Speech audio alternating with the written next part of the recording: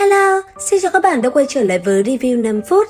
Ở cuối tập 19, sau khi Lâm Diêm xuất hiện và đánh cho Bạch Trình một trận, ở phía xa, Hàn Nhàn cũng đã ngay lập tức đi tới. Và rồi sau đó, trong lúc đấu võ mồm, một cuộc so tài về luyện dược giữa Tiêu Viêm và Hàn Nhàn đã được mở ra. Rất nhanh, khi bình minh vừa ló dạng, ở trong sân đấu, người của Bán Môn và người của Dược Bang đã đến đông đủ. Thời gian trôi qua, cuối cùng Hách trưởng lão cũng xuất hiện. Sau đó, trên tay Hách trưởng lão, một quyển trục liền xuất hiện. Rất nhanh, nó đã được ông đưa cho Hàn Nhàn đọc trước, và ngay khi đọc xong, sắc mặt Hàn Nhàn cũng liền thay đổi rõ rệt.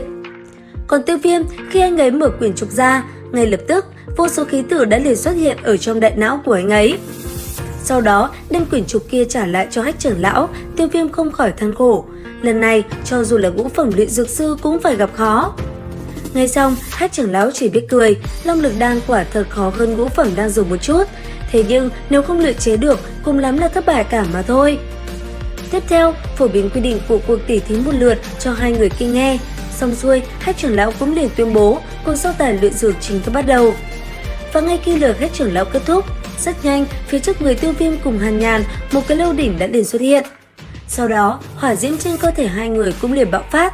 Tuy vậy, khi chứng kiến hỏa diễm trên người Hàn Nhàn, Tiêu Viêm cũng có chút giật mình. Và theo như lời tin kia, hỏa diễm của hắn chính là huyễn kim hỏa, nó được lấy từ vỏ trứng của ấu thú huyễn hỏa hạt long thú. Tuy vậy, không kịp suy nghĩ nhiều, từ trên bàn tay Tiêu Viêm, rất nhanh, dược liệu đưa vào bên trong lô đỉnh kia. Lúc này đây, sau khi dược liệu vào trong lò, Tiêu Viêm cùng Hàn Nhàn cũng nhanh chóng khống chế hỏa diễm đi vào bên trong. Thời gian trôi qua, Tiêu Viêm cùng Hàn Nhàn rất nhanh đã thất bại trong lần đầu tiên. Tiếp theo, ở lần thứ hai, Hàn Nhàn là người bắt đầu trước.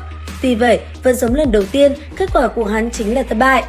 Còn Tiêu Viêm, sau lần thất bại đầu tiên, anh ấy liền nhắm mắt lại, định thần tâm tình mình, rồi mới bắt đầu luyện chế lần hai. Tuy nhiên, kết quả vẫn như vậy. Lúc này đây, chứng kiến cả hai người đều thất bại ở hai lần đầu tiên, ở phía dưới, mọi người không khỏi lo lắng. Còn ở trung tâm, rất nhanh, hai thí sinh cũng đã bắt đầu lượt cuối cùng. Nhưng theo đó, khi thời gian trôi qua, Hàn Nhàn cũng đã dần hoàn thành phần thi của mình.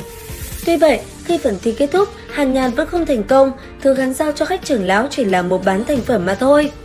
Còn Tiêu Viêm, lúc này, từ trên tay anh ấy, hỏa diễm không ngừng bốc lên, sau đó đi vào bên trong dược đỉnh. Theo thời gian trôi đi, ở bên trong đó, quá trình tinh luyện đã kết thúc và bắt đầu trạng thái dung hợp. Nương theo đó, một quả cầu nhỏ đã liền xuất hiện. Tuy vậy, rất nhanh, nó đã liền dao động kịch liệt. Cũng bởi vậy, dược đỉnh của Tiêu Viêm cũng bắt đầu xuất hiện những vết nứt, điều này khiến Tiêu Viêm phải vô cùng tập trung.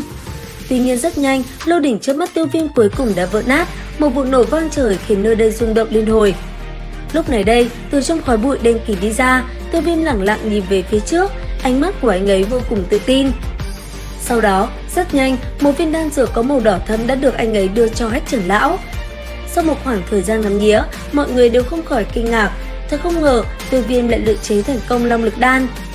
Cuối cùng, sau khi nói chuyện cười đùa vui vẻ một hồi, Hách trưởng lão liền tuyên bố cuộc tỉ thí lần này Tiêu Viêm thắng. Sau đó, ông cũng nhắc nhở Hàn Nhàn làm theo đúng lời hứa lúc trước, đem tiền đặt cược cùng 5 gian hàng cấp cho bản môn. Nghe xong, Hàn Nhàn vô cùng tức giận, thế nhưng hắn ta cũng phải gật đầu đồng ý. Sau đó, hắn ta cũng lập tức cùng đám người kia rời khỏi nơi này. Còn ở tại sân đấu, sau khi Hàn Nhàn khuất xa, Hách trưởng lão cũng liền đưa long lực đan cho Tiêu Viêm. Sau đó, trao đổi một chút với Tiêu Viêm, xong xuôi, ông cũng liền rời đi khỏi nơi này. Vài ngày sau, Tiêu Viêm lại một lần nữa vào rừng tìm một nơi trống vắng để tu luyện. Sau đó, khi đã tìm thấy nơi thích hợp, anh ấy liền ngồi xuống đem Tam Thiên Lôi Động ra và bắt đầu tu luyện. Thời gian trôi qua, suốt cuộc, cuốn Tam Thiên Lôi Động kia cũng đã phát sinh dị biến.